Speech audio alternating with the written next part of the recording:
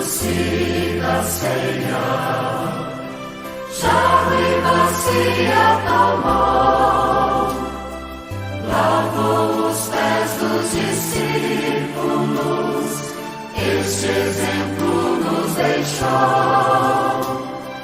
Aos pés de Pedro inclinou-se, ó Mestre, não por quem és, não terás parte comigo, se não lavar os teus pés. Não terás parte comigo, se não lavar os teus pés.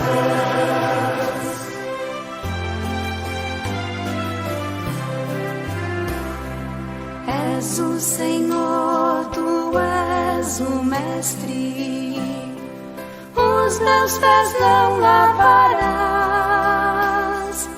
O que ora faço não sabes, mas depois compreenderás. Se eu vosso Mestre, Senhor, vossos pés hoje lavei.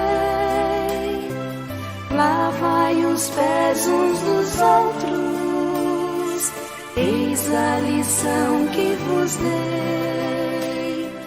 Lavai os pés uns dos outros, eis a lição que vos dei.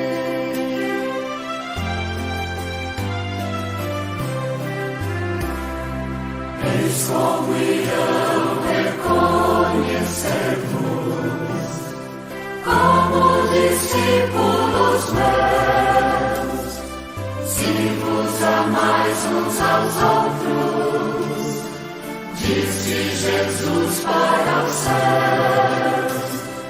Dou-vos novo mandamento, deixo partir nova lei, que vos ameis uns aos outros, assim como eu vos amei, que vos ameis uns aos outros, assim como eu vos amei.